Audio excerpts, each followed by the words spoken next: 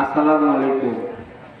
উপস্থিত সবাই, আমাদের এখানে যারা আছে আজকে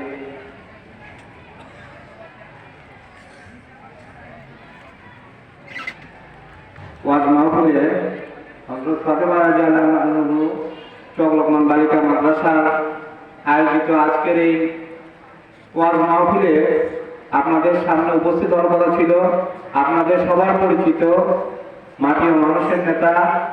মনে হয় যে গাবতলী সাধারণপুরের এমন কোনো মানুষ নেই যে তাকে চেনেন না, তার নাম শোনেননি। সেই প্রিয় মানুষ আপনাদের মাঝে আজকে উপস্থিত হওয়ার কথা ছিল। গতকালও তিনি মোটামুটি সুস্থ ছিলেন, হঠাৎ করেই বিকেলবেলা একটু অসুস্থ বোধ করায় তাকে ঢাকাতে নিয়ে যাওয়া হয়েছে।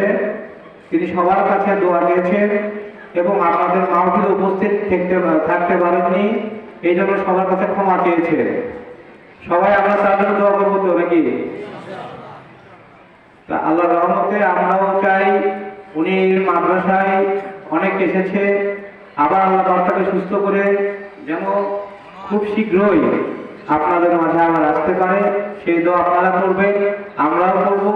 এবং উনি যেহেতু আসার কথা ছিল, আর আজকে 11টার দিকেও উনি বলছিল যে 6টায় গাড়িতে উঠবে, 11টার মধ্যে হলেও আপনাদের এখানে উপস্থিত হবে।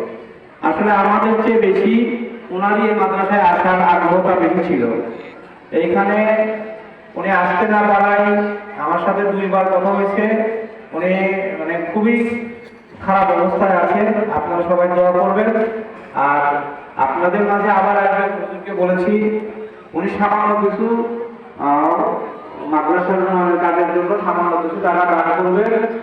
আর ভবিষ্যতে আমাদের বিএনপি সরকার যখন ক্ষমতায় আসবে, আপনারা তো সবাই এখানে জানেন, বগুড়া মানে আমাদের বগুড়া মানে বিএনপি, সাজারপুর গাবতলী মানে বেগম খালেদা জিয়া, বেগম জনাব তারেক রহমান। তো তার প্রতিনিধি হিসেবে আমরা বিগত দিনে হেরুজ্জামান তালুকদার এমপি সাহেবকে পেয়েছি, ভবিষ্যতেও আমরা হয়তো খালেদা জিয়া তারেক রহমানের প্রতিনিধি হিসেবে তাকে পাবো আশা করছি। সেই প্রিয় মানুষটির জন্য সবার কাছে দোয়া চেয়ে আমি আমার কথা বলা শেষ করছি। সবাই ভালো থাকবেন। আসসালামু আলাইকুম।